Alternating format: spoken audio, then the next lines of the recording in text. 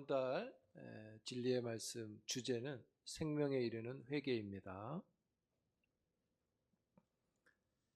지난달에 우리가 구원 얻는 믿음에 관한 말씀을 들었는데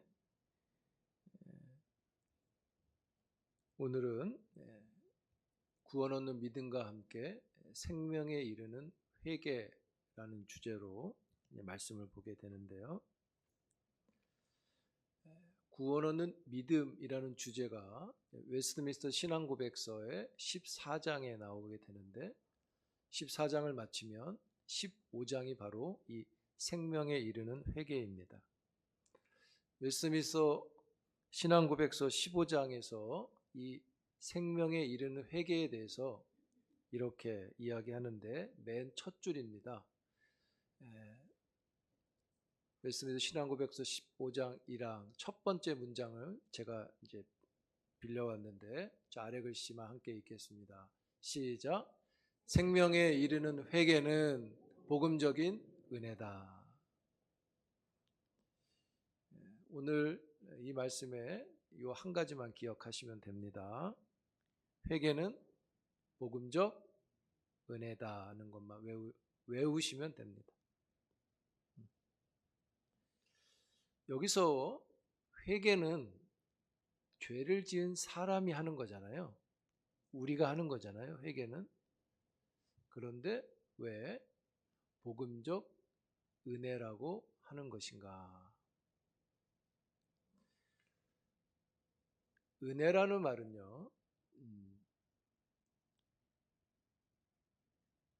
하나님이 베푸시는 것을 가리킬 때 쓰는 말이죠. 즉 구원이 은혜다라고 할 때는 구원이 하나님이 주시는 은혜요, 이것을 우리가 받기 때문에 하나님의 선물이라고 하죠.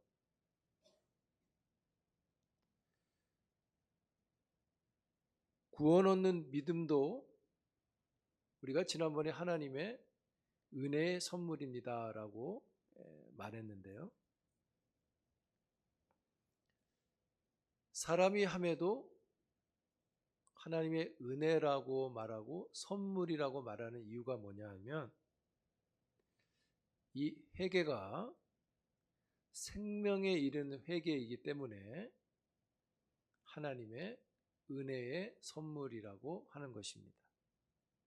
즉, 이 말은 즉슨 회개는 하나님이 주시는 것이다, 이런 말이겠죠. 내가 하는 거지만 하나님이 주시는 것이라는 거예요. 내가 해서 생명에 이르는 게 아니라 하나님이 회개를 주셔서 회개를 하니까 생명에 이르는 것입니다. 여러분, 우리가 7장 10절을 읽었는데 이렇게 7장 9절에서 이야기를 해요. 같이 한번 읽어볼까요? 시작.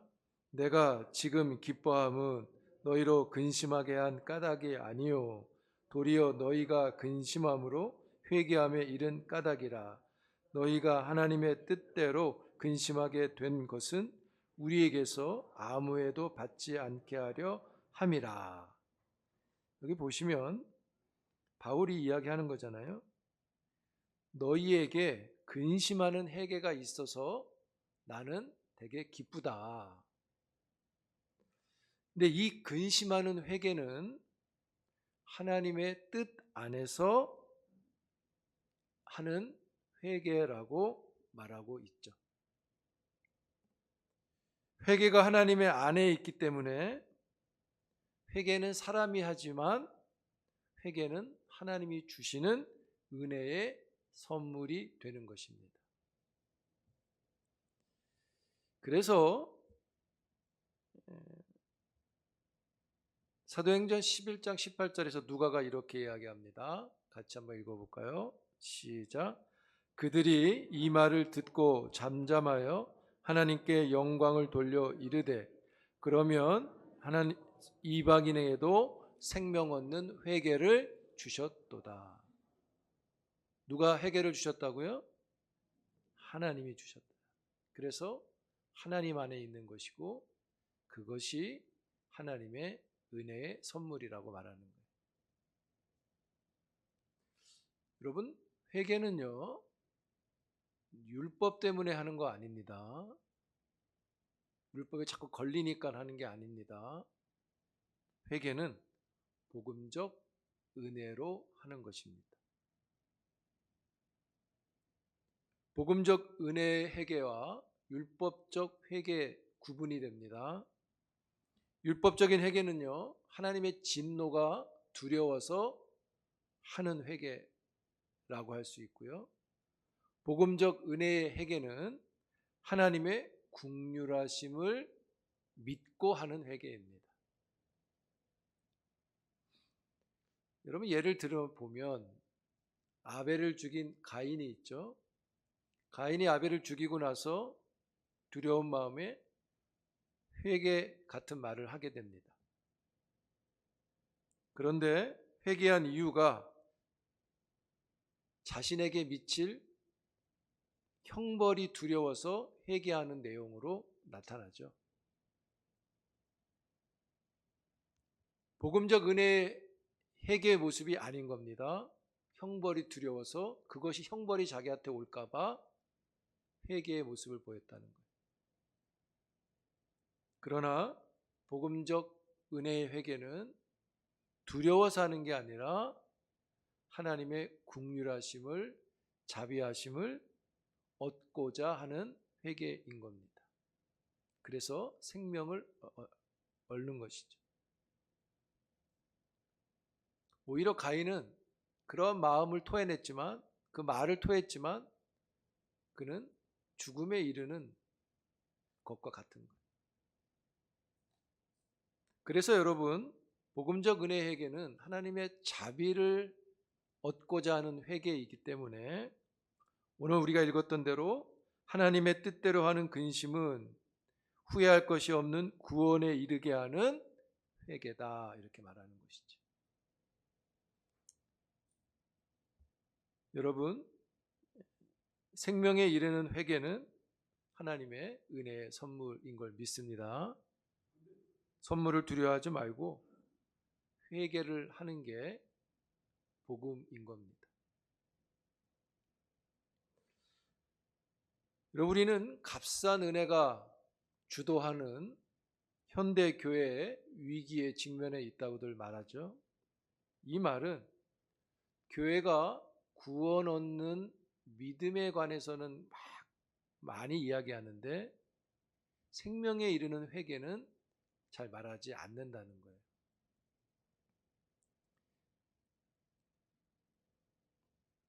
구원 얻는 믿음만 말하고 생명에 이르는 회개를 말하지 않는 건 거짓 복음입니다. 여러분, 생명에 이르는 회개를 할 때 구원 얻는 믿음이 함께 일어나는 것이죠. 여러분들은 회개가 있으신가요? 그래서 요즘은 성도들이 회개를 많이 잃었다 그럽니다. 우리가 스스로 우리 자신을 봐도 회개기도 예를 들어 회개하는 일이 그렇게 많지 않잖아요. 예전에 우리 어머니 아버님들은 참 교회 가시면 그냥 눈물 흘리면서 회개하는 모습들을 참 많이 봤던 기억이 있습니다.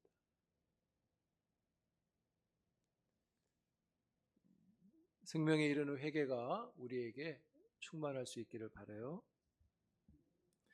회개가 좀 힘들어요. 죄를 고백하고 하는 거기 때문에 이게 뭐 즐겁진 않잖아요. 무겁고. 그래도 왜 회개하라고 이렇게 말하는 건가? 그것은 회개가 죄를 씻는 것만 있는 게 아니라 회개에는 유익이 있기 때문입니다. 우리에게 영적인 유익이 크다는 거예요. 회개를 하면 우리가 무엇을 자꾸 각인하게 되냐면 죄의 위험성을 자꾸 깨닫게 됩니다. 죄가 위험한 거구나. 그리고 내가 지은 죄가 하나님께 아주 더럽고 혐오스러운 것임을 자꾸 보게 되는 것이죠. 그래서 죄를 미워하게 되고 죄를 슬퍼하게 되고 그 마음을 돌이켜서 하나님께로 가게 한다는 것입니다. 여러분, 회개 없이 어떤 믿음의 헌신으로만 회개를 덮을 수 있는 거 아닙니다. 죄는 회개인 것이죠.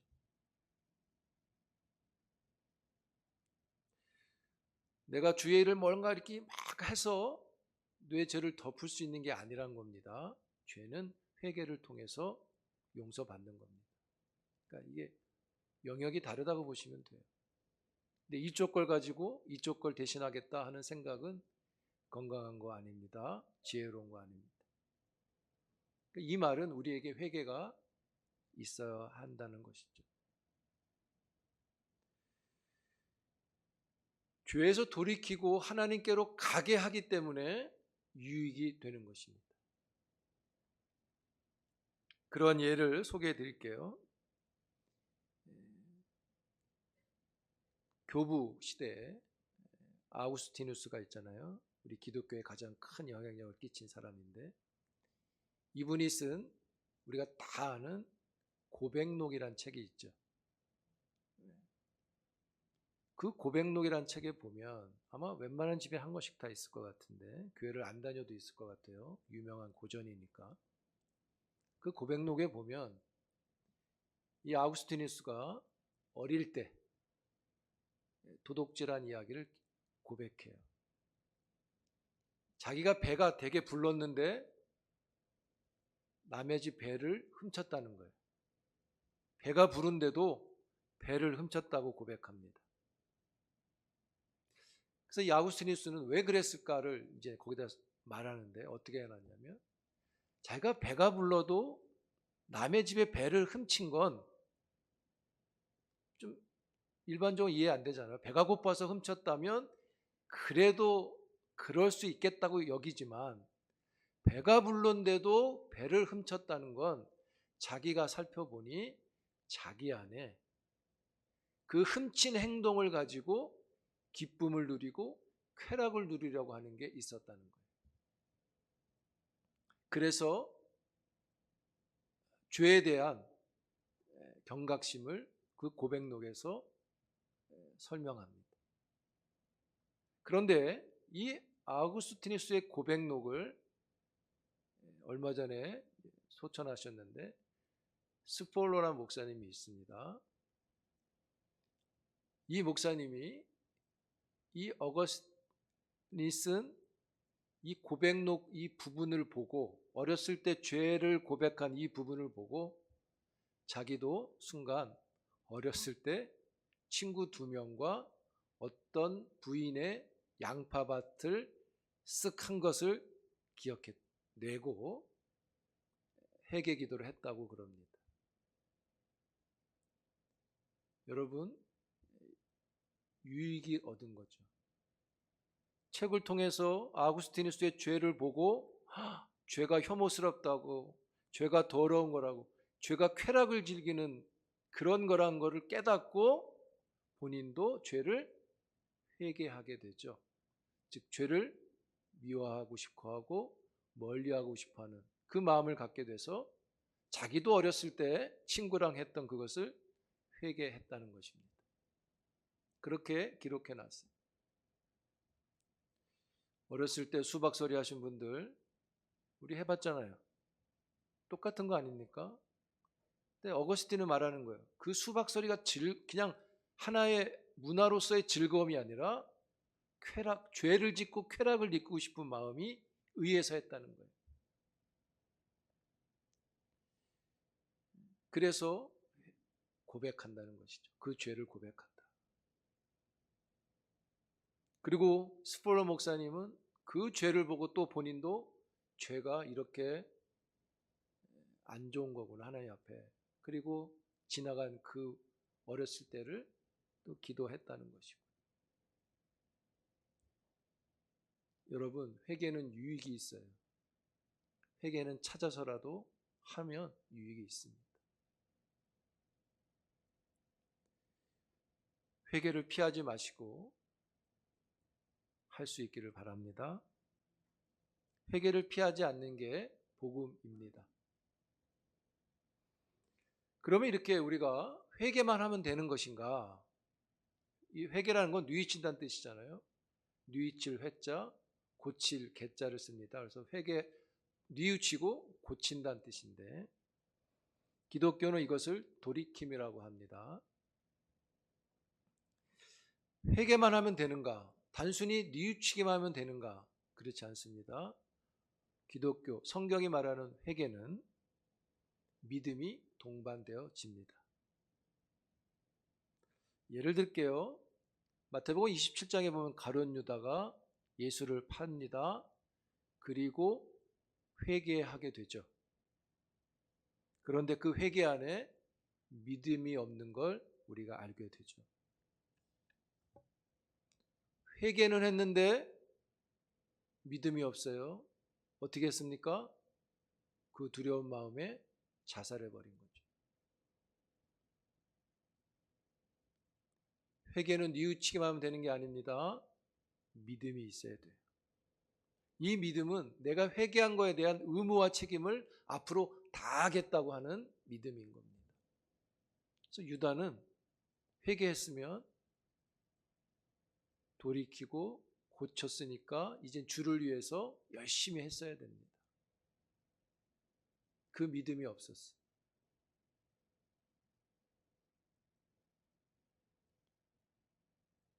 회개는 그러므로 구원의 주체자이시고 주권자이신 하나님의 은혜이고 동시에 사람의 책임과 의무가 동반되어지는 믿음이 있는 게 회개입니다.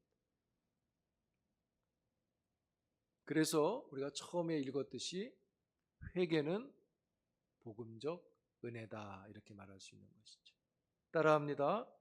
회개는 복음적 은혜다. 네, 이거만 꼭 기억하십시오. 다른 거 다 잊어버려도 됩니다.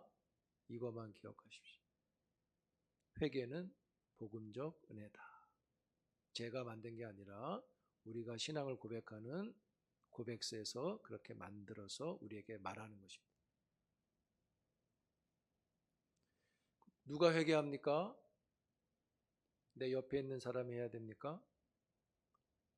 예수님이 이렇게 말씀하셨습니다. 누가복음 5장 32절입니다. 같이 있습니다. 시작.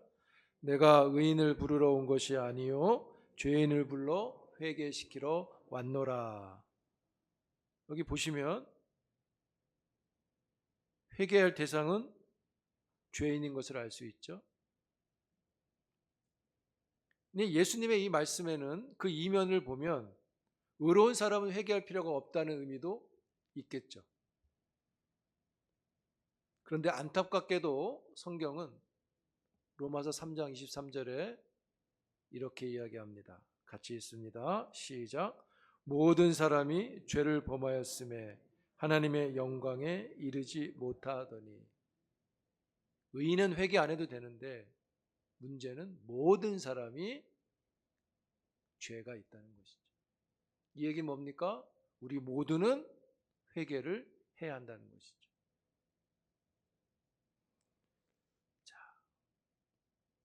누가는 또 이렇게 말합니다. 사도행전 17장 30절인데 함께 읽겠습니다. 시작. 알지 못하던 시대에는 하나님이 간과하셨거니와 이제는 다 명하사 회개하라 하셨습니다. 여기 보세요, 여러분.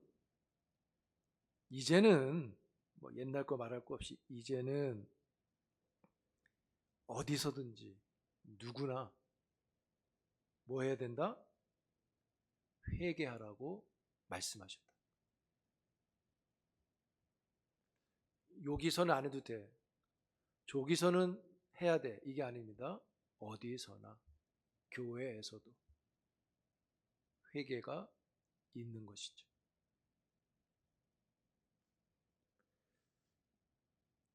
왜 회개해야 됩니까? 죄인인데 그 죄인에게 뭐가 있습니까? 요한복음 16장 8절 말씀 같이 읽겠습니다. 시작. 그가 와서 죄에 대하여 의에 대하여 심판에 대하여 세상을 책망하시리라. 책망할 것이 있기 때문에 죄를 회개해야 하는 것이죠. 그런 까닭에 마땅히 우리에겐 회개가 있어야 합니다. 여러분, 죄를 깨달아야 회개하는데 이 일은 성령님이 하십니다. 그러므로 죄를 회개하는 건 성령에 참여하는 것이고요. 저는 그 사람을 성령 충만이라고 말하고 싶습니다.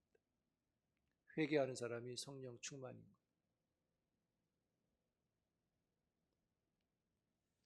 여러분, 회개가 뭐라 그랬죠? 맨 처음에 회개는 복음적 은혜다 이렇게 얘기했는데, 은혜다. 그러나 그렇다고 해서 이 회개가 죄 사함의 원인은 아닙니다. 죄를 용서하는 원인은 딱 하나입니다. 예수 그리스도의 속죄에 있습니다. 우리가 회개했다고 해서 우리 죄를 우리가 사하는 거 아니란 말입니다. 회개는 죄를 사하는 원인이 아니라 죄를 용서받는 수단인 겁니다. 회개는 원인이나 보상이 될 수 없습니다. 그러나 우리에게 회개할 책임과 의무가 있습니다. 하나님이 그걸 통해서 구원을 이루십니다. 회개 없이 구원을 이루면 죄 있는 걸 몰라요. 그냥 구원받은 것만 알지 죄인이 구원받은 걸 모른단 말입니다. 그 죄인임을 알게 하는 게 우리에겐 회개인 것이고, 그 마음을 가리켜서 우리는 회심이라고 하는 겁니다. 그리고 우리가 회심하면 많은 사람들이 다는 아닐지어도 눈물을 흘리고 하는 것이죠.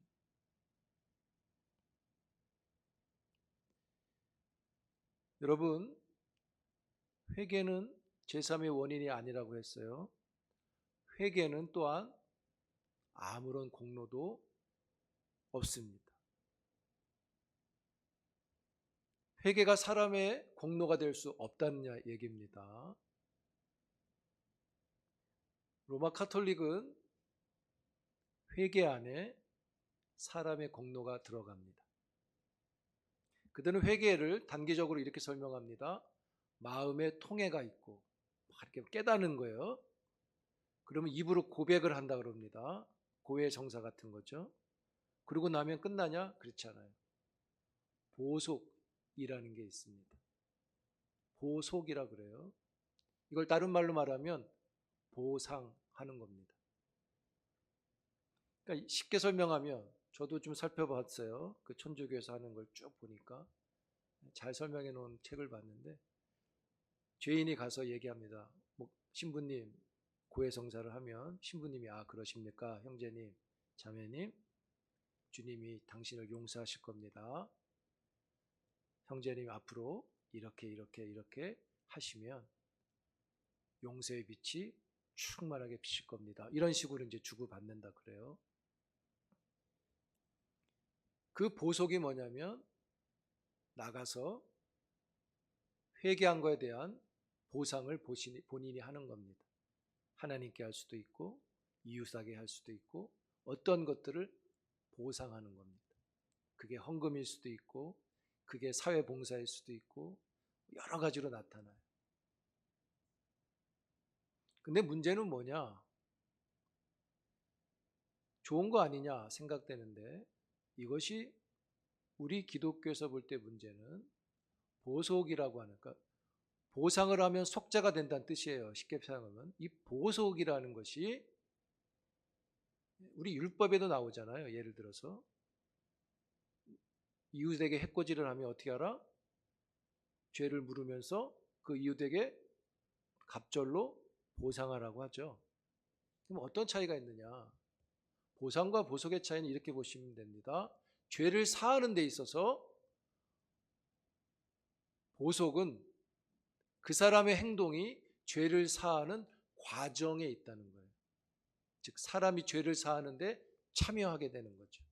내가 뇌죄를 사하는 일에 내가 참여한다는 것이 되고, 보상은 죄의 결과로서 앞으로 죄를 짓지 못하도록 경각심을 주기 위해서 보상하게 한다고 보시면 됩니다. 여러분, 우리가 우리의 죄를 사할 수 있나요? 없죠. 근데 그 보속에는 우리가 어떤 행동을 하면 그것이 포함이 돼서 죄가 사해진다고 보는 것입니다. 너무나 큰 차이인 것이죠. 죄의 결과로서 하는 것과 죄의 과정으로서 하는 것과는 너무나 다른 문제예요.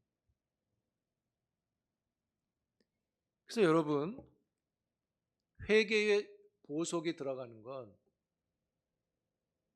죄사함의 원인을 사람한테 둘 수 있다는 얘기가 되는 거예요.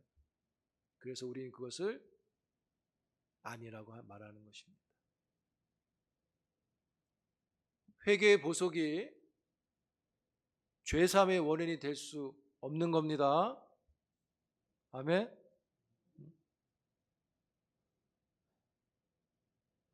아까 말씀드렸듯이 우리 율법은 그냥 죄 사했다 가라 이게 아니라, 이런 죄를 지면 이런 손해도 있고 이런 어려움도 있고 그걸 다 깨닫게 하는 거예요. 보상을 하는 것은. 그래서 앞으로는 내 옆집한테 이런 짓을 하면 안 되겠구나 배우는 것이죠. 그것이 죄를 사하는 원인이 될 수는 없는 거예요. 죄는 하나님이 용서하시는 거죠.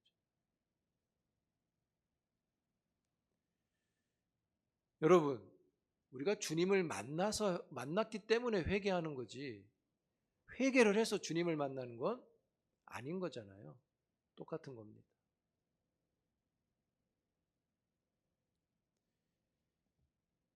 여러분, 회개는 단회적이지 않습니다. 계속되어집니다. 왜냐하면 우리가 거듭난 사람이 완전히 거듭난 삶이 아니기 때문에 그래요.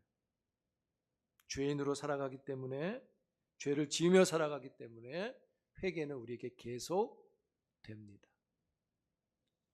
끝난 게 아니에요. 구원받았다고 회개가 없어지는 거 아닙니다. 단회적인 회개가 있는 만큼, 있는 것과 우리가 계속되는 회개가 있는 겁니다. 거듭남에 이를 때는 단회적인 회개를 하고, 거룩함에 이를 때는 반복적인 회개를 하는 것입니다. 이 두 가지는 다 우리에게 어떤 유익을 주냐면 죄 사함의 열매를 얻게 합니다.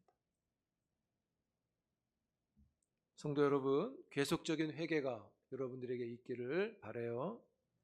하나님의 긍휼을 얻는 은혜의 방편인 것이죠. 여러분, 죄는요 숨기는 게 아닙니다. 죄는 회개하는 것입니다. 각각의 죄에 대한 회개가 계속 있기를 바랍니다. 우리의 마음과 행실로 더럽혀진 그릇을 깨끗게 하는 것입니다. 그 그릇에 하나님의 긍휼과 자비를 채울 수 있는 것입니다. 사탄은요 우리에게 뭐 그렇게까지 회개할 게 있냐고 계속 속삭입니다. 그 정도는 아니잖아. 그거 안 해도 돼. 그거 다 그런 거지. 자꾸 이런 마음을 주죠. 그래서 회개가 점점 없어져 가는 겁니다. 회개가 없어져 간다는 건 생명에 이르는 회개라고 그랬으니까 그 영혼이 죽어가는 것과 같다고도 말할 수 있겠죠.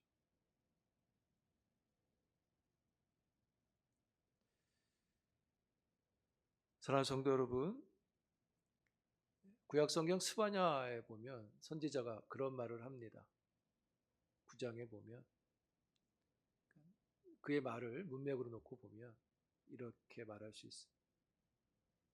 선지자가 말하기를 회개는 하나님의 말씀으로 말미암아 떠는 것이다, 이렇게 말합니다. 하나님의 말씀으로 말미암아 떠는 행동이 회개다. 즉 우리에게 이런 떨림이 말씀에 의하여 있다면 여전히 죄를 짓는 우리들에게 아직은 소망이 있는 것이죠. 하나님으로 말미암은 떠는 것이 우리에게 있기를 축원합니다. 이것이 바로 회개가 우리에게 필요한 이유인 것이죠. 회개가 복음적 은혜라고 했습니다. 이거 꼭 기억하시라고 그랬습니다. 은혜는 받아야 됩니까? 거절해야 됩니까? 그럼 뭐가 필요합니까? 떠는 게 있어야죠. 하나님으로 말미암아 떠는 게 있어야죠. 그러므로 회개는요, 우리가 다시 회개하면 다시 복음이 되는 것이고, 우리가 회개하면 예수로 충만한 것입니다. 그것이 성령 충만인 것입니다. 우리에게 생명에 이르는 회개가 충만하게 일어날 수 있기를 주의 이름으로 축복합니다. 기도합니다.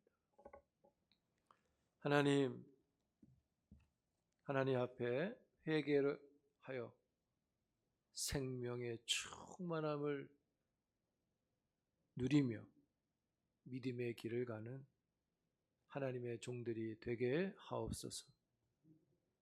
사단의 속삭임을 단호히 거절하게 하시고 죄를 고백하는 이를 보고 자기의 죄를 찾아 고백했던 간증처럼 우리도 죄를 숨기긴보다 죄를 회개하기 힘써 하나님이 주시는 은혜의 큰 선물을 큰 유익으로 얻는 주의 사람들이 되도록 축복하옵소서. 예수님 이름으로 기도합니다.